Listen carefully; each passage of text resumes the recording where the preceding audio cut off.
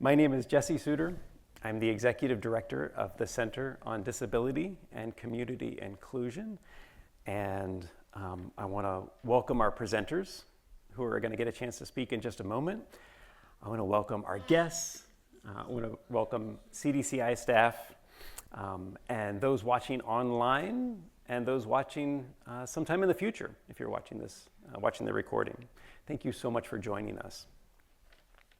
So it is my distinct privilege and pleasure to kick off the Center on Disability and Community Inclusion's 50th Anniversary Symposium.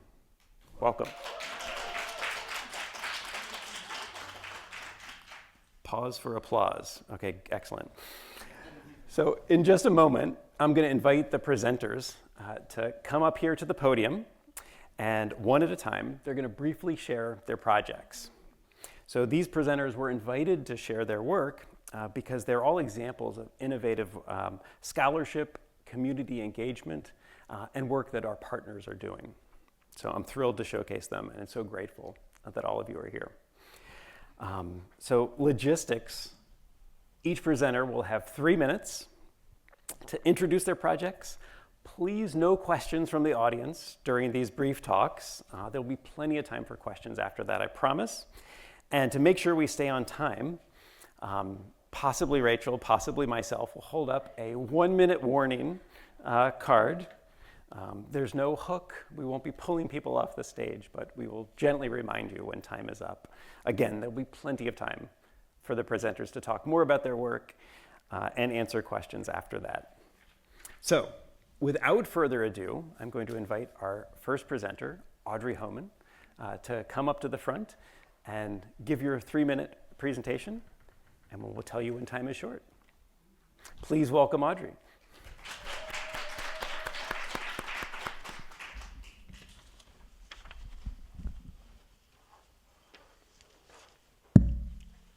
All right. Yup. I can barely see over this bad boy. All right. Hi, my name is Audrey Homan. I'm the Communications Coordinator for the Center on Disability and Community Inclusion.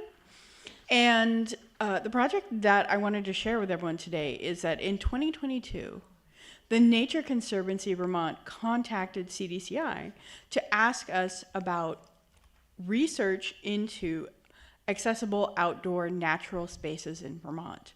They'd wanted to know if we had any references they could consult, any data sets. We didn't.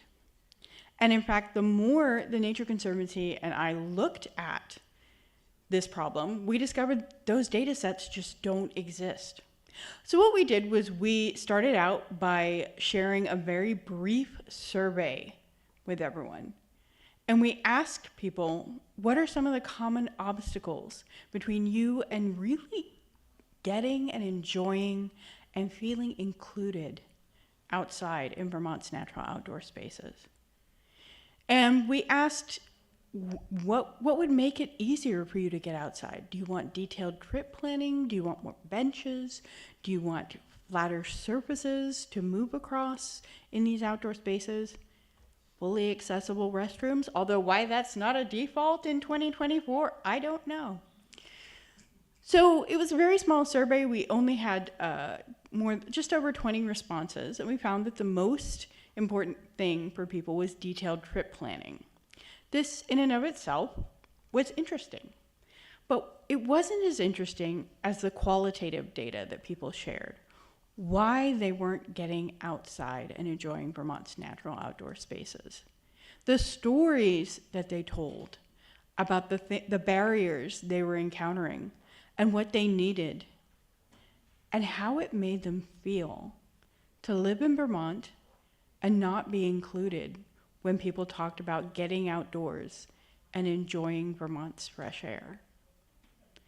And so from there, the Nature Conservancy of Vermont and I have had an opportunity to share this data statewide. We've had the opportunity to share this data online. We've had the opportunity to share this data with UVM's community.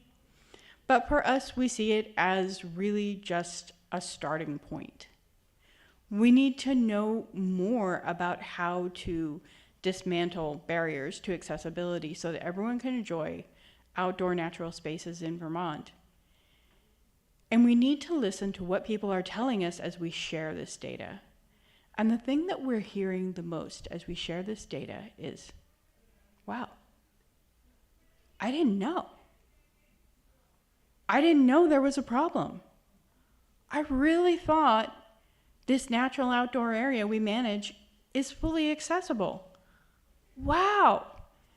So we know from this that we need to keep sharing this data, and we also know that we need to keep sharing stories from people with disabilities in Vermont, because that wow moment, that's going to dismantle barriers to accessibility and to true inclusion. We need to keep sharing and amplifying the voices of people with disabilities in Vermont. Thank you.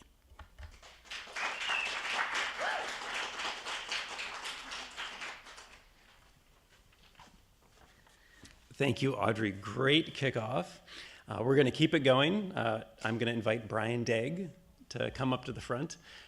Brian's going to be talking about 2 posters, but we'll give you that 1-minute warning toward the end of your first one. So take my place up here. And please welcome Brian Degg. Thank you. I'm Brian Degg. I think I could start mine. Once upon a time, I've been here that long, but once upon a time, people with disabilities were not working in the community. They were in sheltered workshops and in institutions, and that's the same story here in Vermont.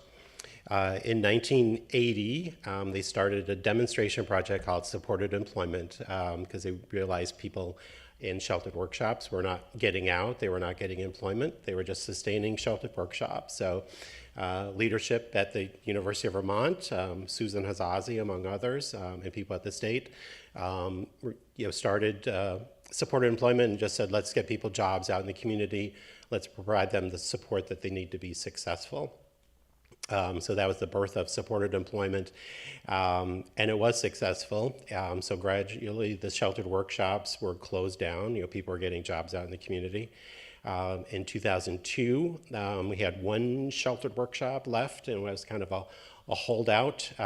It was not run by a county designated agency. It was a private sheltered workshop, and they were kind of hanging on to it. But they realized that it was time to let that go and get community-based employment. So in 2002, the last sheltered workshop in Vermont closed, making us the first state in the country to close sheltered workshops in favor of supported employment. Yay. And then since then, as our poster shows, our employment has gradually increased. We've improved in our technology, in getting people work, but there's also been just a change in culture. People are been more accepting about people with disabilities.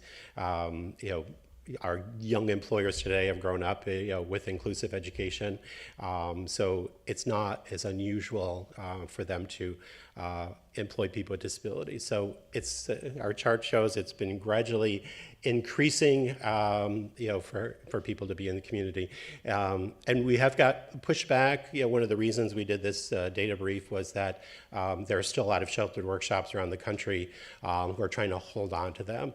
And some people are saying, like, well, if you want to look at the kind of failure of integrated employment, look at Vermont.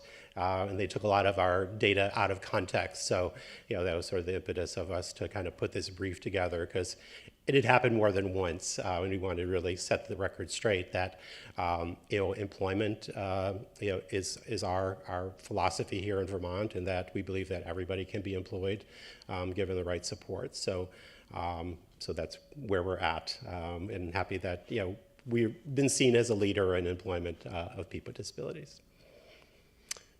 So, there. So, I get to stay up here because I have a second poster.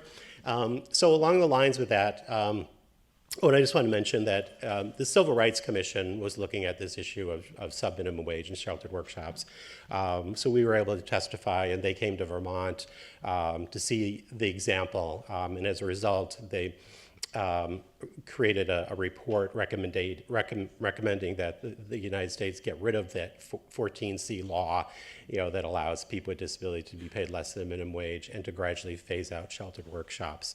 And part of our example, we shared them Think College. So now a lot of the energy, that went into segregated employment is now going to other things, which one of them is post-secondary education. So in 2010, we got a federal grant to start an inclusive college program for students with intellectual disabilities. So that was our Think College program. So we've been running for 14 years now, and we've been very successful. We've had 50 students get their certificates of college studies, and in that time we've had 200 mentors work with us. So the program is basically, we have 4 components of academic, so students take typical university classes involving social and recreational activities.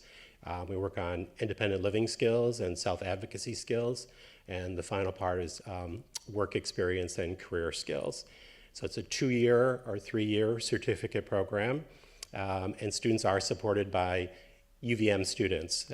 That was the most inclusive way to do that, and that's really the kind of the heart and soul of our program, is that our students come to campus, they go to class, they're supported by peer mentors, and they provide the support for them for about 15 to 20 hours a week. And it's been an incredibly fun program. Nationally, there are now over 300 programs like this.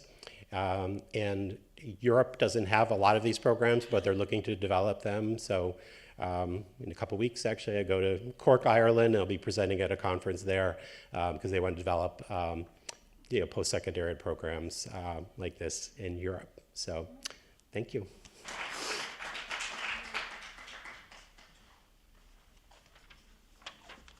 All right, so Nicole, now if you could join me at the front.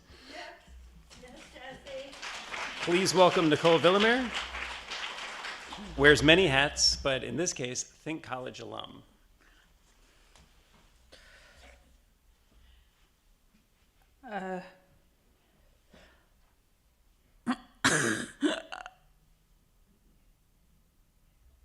I'm getting nervous. Yeah.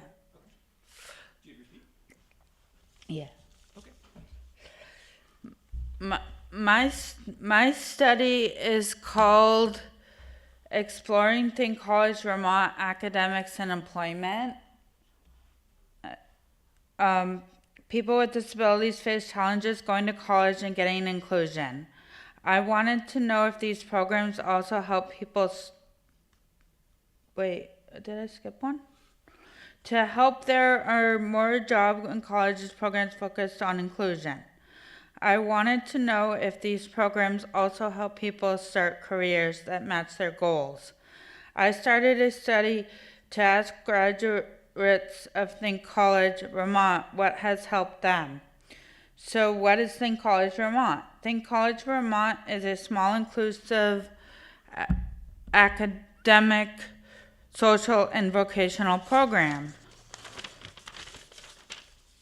It was created for students with intellectual, developmental, and other disabilities seeking a college experience and career path. It takes about 2 years.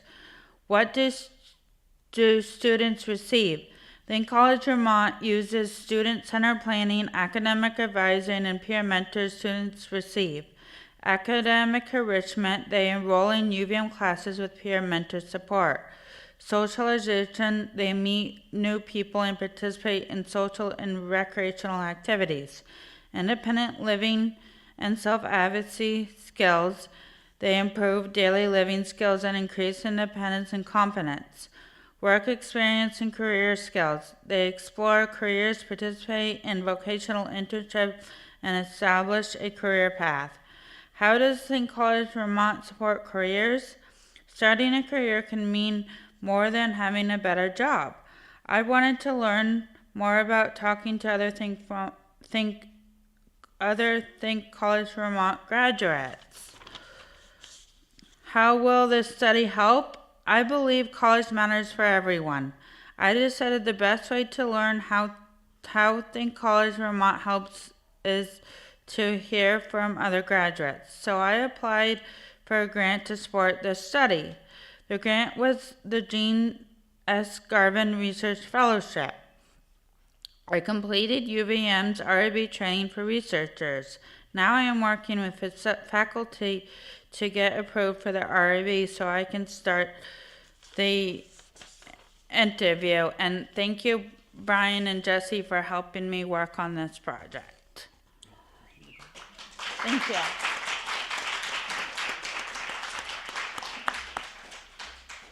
Great. Thank you, Nicole. It's a pleasure. I'm feeling nervous too. So now we want to invite Lily, co-chair of the Disabled Students Union. Oh, do I have? No. Yeah, Lily. Lillian, you're later. Hang on. Wait for it.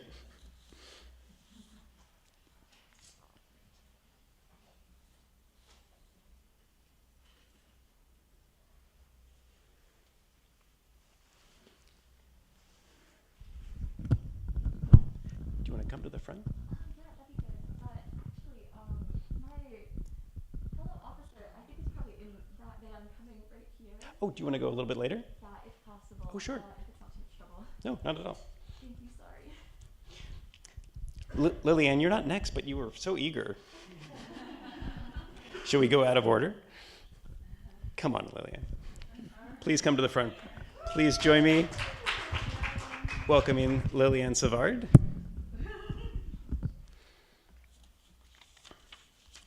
Thank you, Jesse. It's yours, and I'll try and find your poster.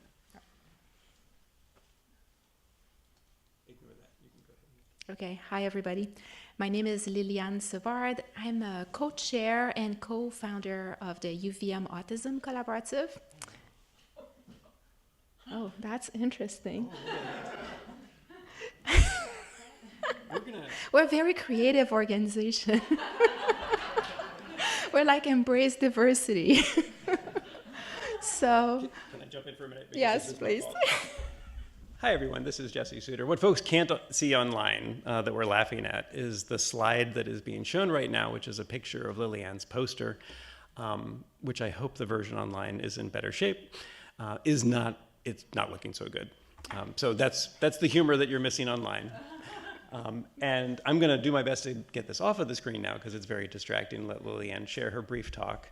And then later I will make sure that the one we have online is good. I've never seen anything like this. So for people online, like the words look like really weird characters. Anyways, so I'm the co-chair of the UVM Autism Collaborative. It's a project of CDCI. They've gratefully accepted to be the host of our project. And what we've been doing is trying to promote autism research that is done in collaboration with the autism community, autistic people, autistic, non-autistic parents, and so on.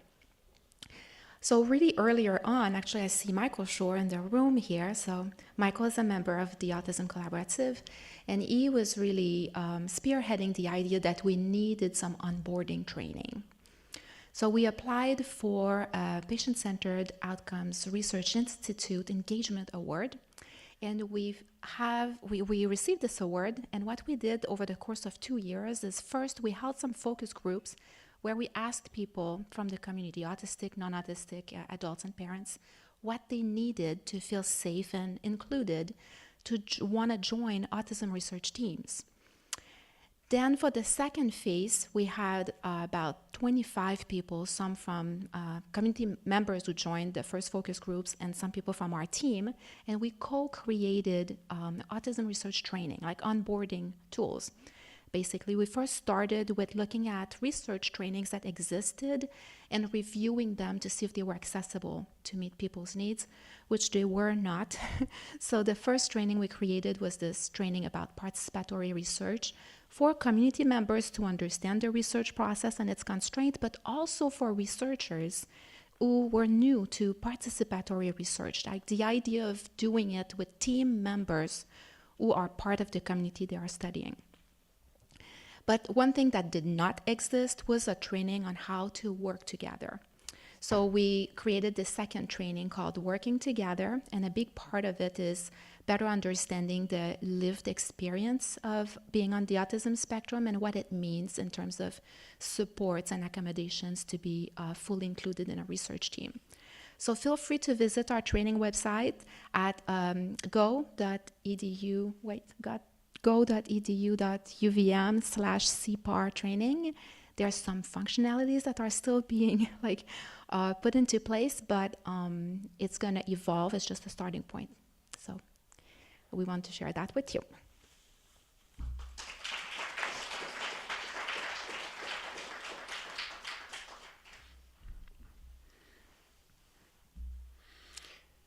Thank you, Lillian. And so sorry for whatever it was that we put up on the screen. It was not your poster. I did confirm that your poster online is working well, and the one that we printed for folks to see in the room is working well. So we're just going to pretend that didn't happen.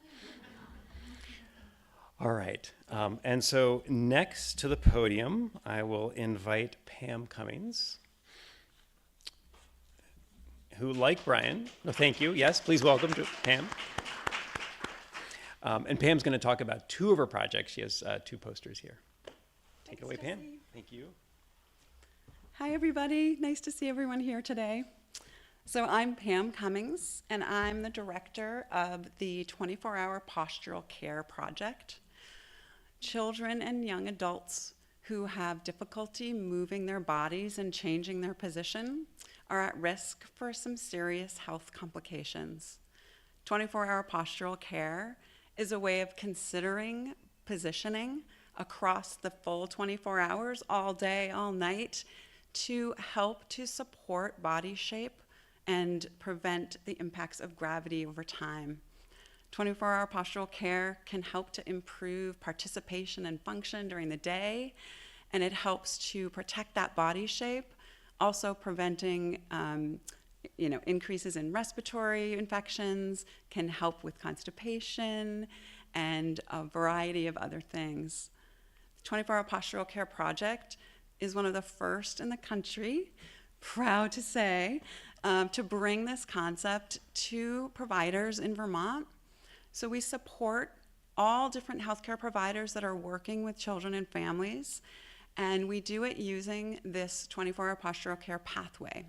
So we first identify who might be eligible and who might need this kind of support. And then we support the providers to do good baseline measurements so that we have some good data. Then we help them provide equipment across the full 24 hours, really matching up equipment with the different things that are happening day and night. And that might include using something that's called a sleep system, but it's really a piece of adapted equipment that is providing support when someone is lying down.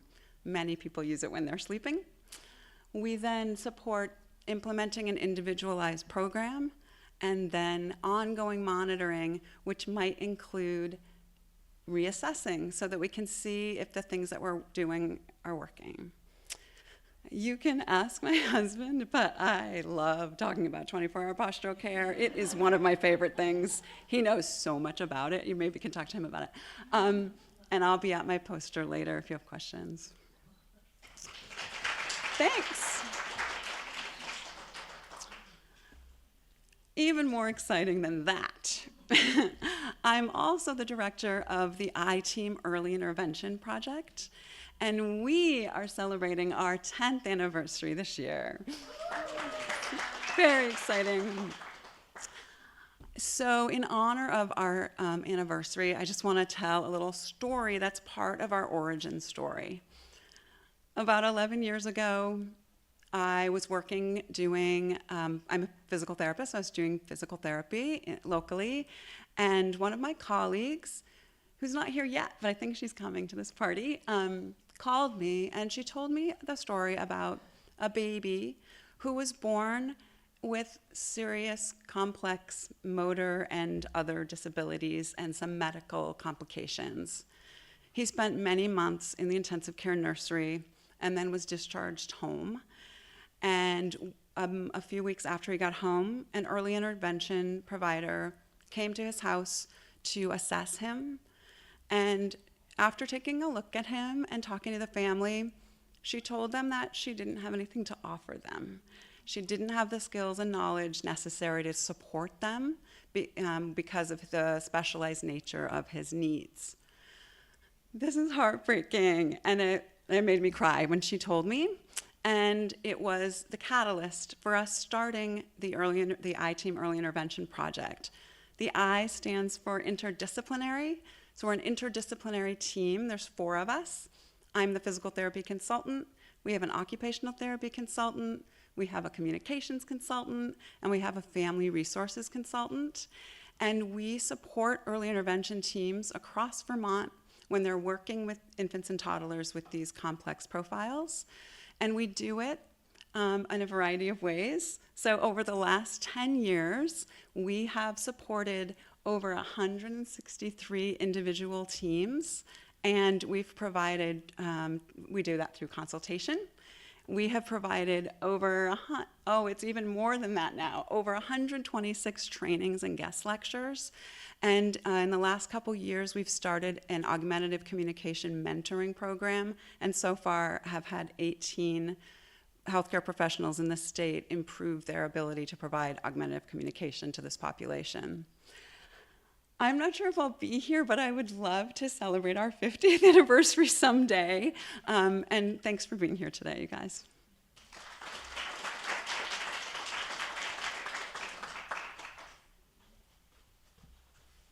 Great, thank you so much, Pam. And congratulations on the 10th anniversary.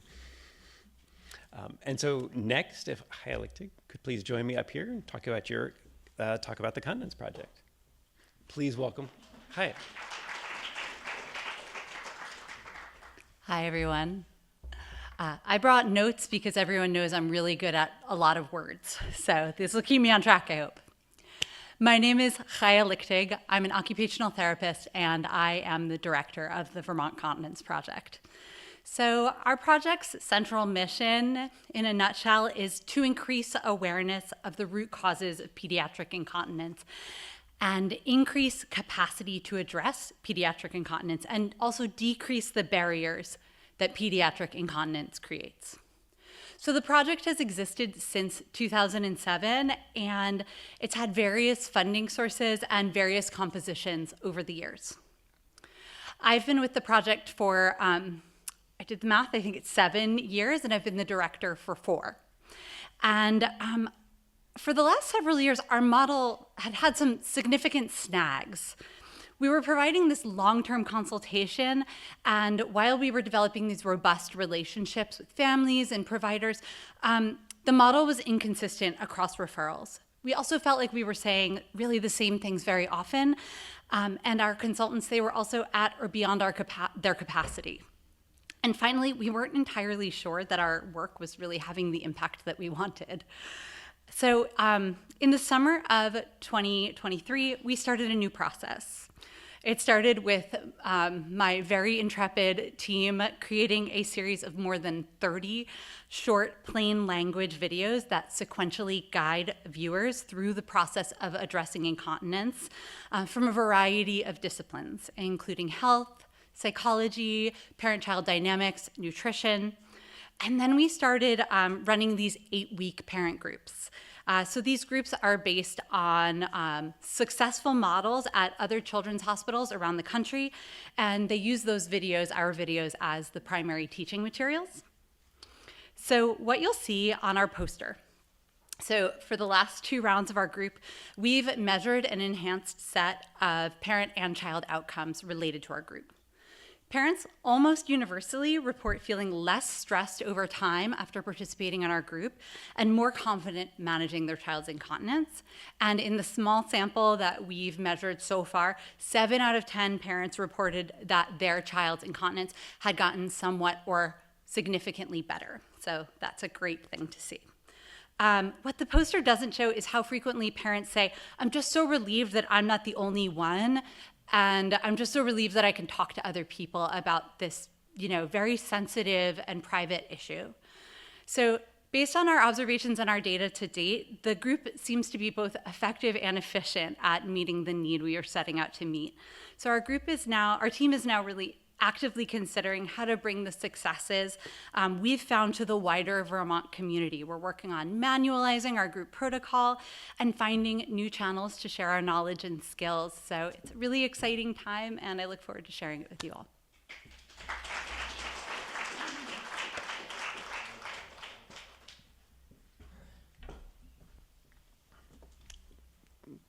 Thank you so much, Hai. All right. And so, next is Winnie Luby to talk about our disability studies program. Will you join me up front, Winnie? And please welcome.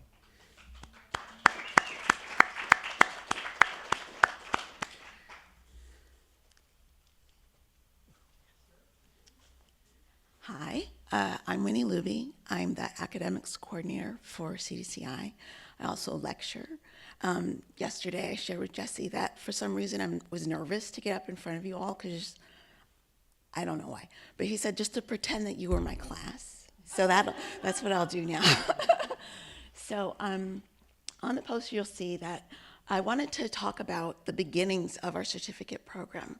And that the only records that existed that I knew of were these files that Deborah Lacey Baker had kept over years and years and years. So I got to see all the people who graduated from the program. I got to see their disciplines. I got to see their letters of intent. And then I found out that the earliest records I could find were from 2004. I thought, this certificate is that old? I had no idea. And then it hit me how big of a responsibility it is to keep it going. So I found out that there was a steering committee at first. It included our interim president, Patty Prelock, was part of that team. A lot of the other folks have gone on to retire. Our signature course began around then, yeah. And so Deborah Lacey taught the class actually for 10 years before I took it over. I was her TA first, and then big shoes to fill. So that QR code there is to a really lovely article about her advocacy career in Vermont over 30, 40 years. And then down here, I just added a little bit of what the curriculum was like, and not a lot has changed. It's an interdisciplinary certificate. So there's neurodevelopmental disabilities, interdisciplinary collaboration, cultural competence, policy, and leadership. And all those things are still very, very important parts of the certificate. And so that QR code will take you to our current program description. So what's next? I get really excited about this one. We are going to start a new micro-certificate in fall 2025. It just got approved by all the big people. Very excited by that. So Safakor, here that you might all have mentioned, know her. She started the Global Disability Studies class. She's here. Oh, there she is. Hi, Safakor. We are working on our partnerships in the community to create internships and scholarships. We really want folks with disabilities to take the certificate and have access to higher education. We are starting a reciprocal culture exchange with a university in Ghana, Cape Coast, Safakor's past school. We created an international certificate of disability studies, and the first cohort just finished up, I think earlier this month. And so on top of that, we want to have faculty exchange. We want to do community-based research. We'd love to get students to come and go back and forth. So I'm really excited about where we're going next. So thanks.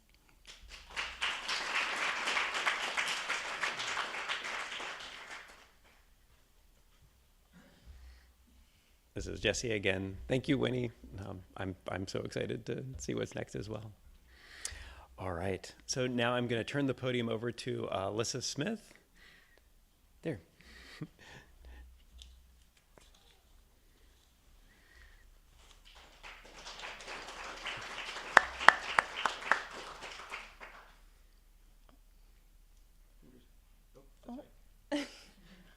perfect. It's in English. Hi, everybody. I'm Alyssa Smith. I'm an occupational therapist, a PhD candidate in the Interprofessional Health Sciences PhD program here at UVM, and I'm also a board-certified health coach. So I'm talking about what is essentially part of my dissertation work, which I have become married to at this point, and takes up most of my life, and a really wonderful study that was funded by the Jean Garvin Award and supported too by Jessie, who is actually the head of my dissertation committee now.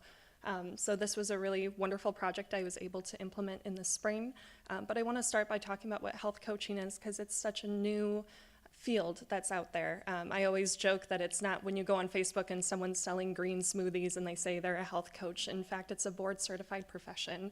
And what health coaching does is it tries to get rid of the power dynamic between a professional and somebody who's trying to make healthy behavior changes. So if you came to me and said, hey, I really want to exercise more, I want to go to the gym more, I might explore with you using motivational interviewing and positive psychology. Maybe we discover by using our wheel of health, which is what makes it integrative, that maybe your social relationships are not working for you, so you're not feeling supported, or perhaps your environment is not supporting you in making those healthy behavior changes. So instead of telling our clients what to do, we instead support them and help them discover what those SMART goals might be.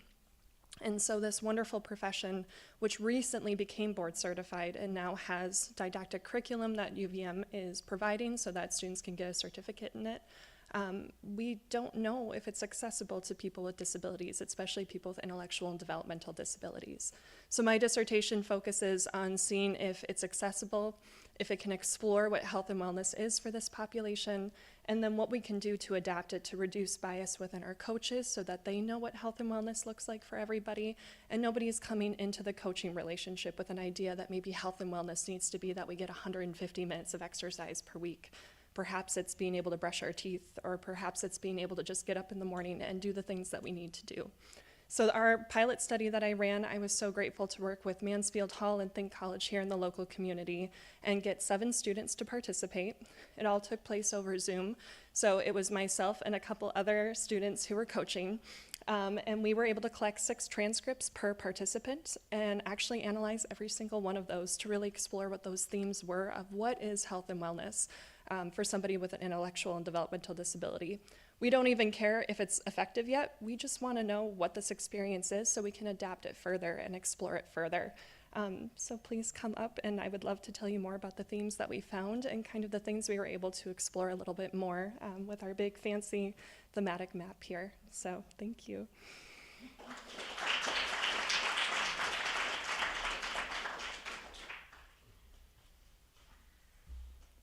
Thank you, Alyssa.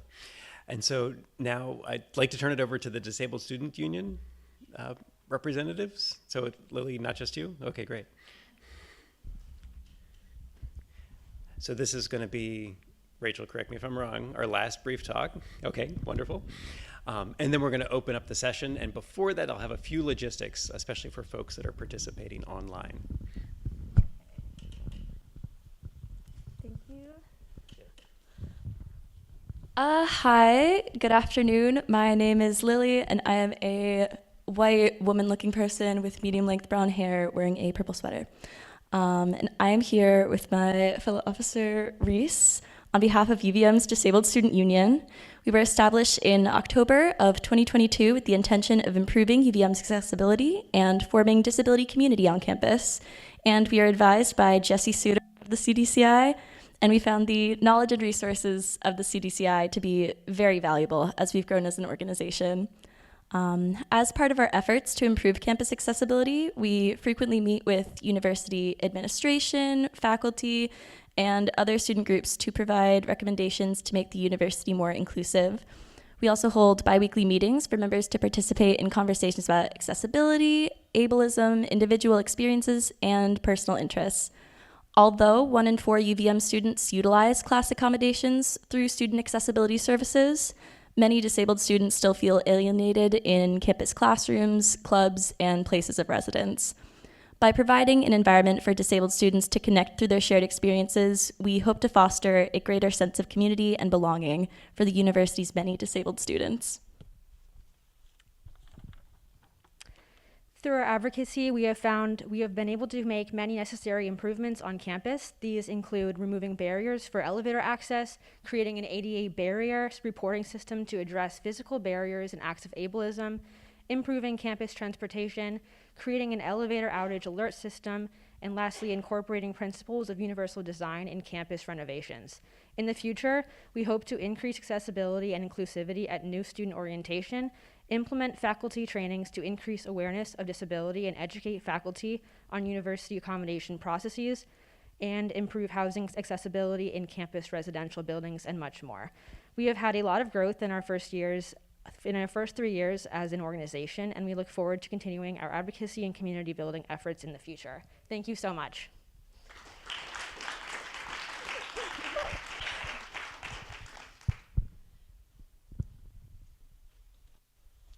Great, thank you both. All right, so round of applause for all of our presenters, please. They shared a lot in just a short amount of time, which was amazing. Again, Lillian, so sorry about the random characters on your slide there. So you folks in the room might have discovered that I have a personal connection to many of the presenters today. So that's the secret that I'm going to now reveal, that these are all friends and colleagues that are just doing amazing work that I really wanted to showcase. I'm so honored to get to work with all of you. The Disabled Student Union is doing amazing work on campus, and for years, our little outreach center has been trying to support the university to move and change. And we've been successful in some areas, but not like the fire that you guys have set. So I'm just very happy to showcase your work and do whatever we can to support it. So thank you in particular. So this is when I remembered that I probably had notes and there's probably important things to share. And there are. So in the room, for folks that are here, we're now going to open things up. Presenters will head over to their posters. This is an opportunity to talk with them, learn more about their work that they weren't able to share in just the 3 minutes that we gave them at the beginning, ask them questions, and also connect with each other. This is the whole day is supposed to be a celebration. There's also food back in the lobby. There's restrooms around the corner, and I'm going to be milling around. So for all of you that I'm seeing right now that I haven't had a chance to say hi to, I'm really excited to say hi and welcome you. If you're joining us online or watching this recording, what we're going to do is the streaming portion of what's happening in the room I'm not sure if we're just going to have a placeholder slide, but we're going to ask you to go to our event website, where the posters and the full text descriptions of the posters to make them accessible are available online. So you can look at each of the posters in turn, however you'd like to, hopefully similar to what folks in the room can do. And then also importantly, if you have questions that you'd like to ask any of the presenters, there's a place on each of the pages for those posters and there's a button that says ask a question. So if you click on that, you'll be able to post a question online. I'm going to do my best to have an iPad open looking for those questions, and then if there's time, I will run over to the presenter and try and pose your question, and then they will respond online. So if don't use the Zoom chat is what all of this is leading up to. Use our UVM website, use the event website, and you should have the link to that from your registration. I'll just briefly say it out loud, which is go.uvm.edu/CDCI 50 years. So that's our event website, and you'll find all of the posters, and you can take your time browsing them. They'll also be up after today. All right, so now our guests can now take their time to share their work, and everyone can enjoy and ask more questions. Thank you, everyone, for coming. Thank you again to our presenters. The University of Vermont Center on Disability and Community Inclusion. We connect. Find out more at go.uvm.edu/CDCI.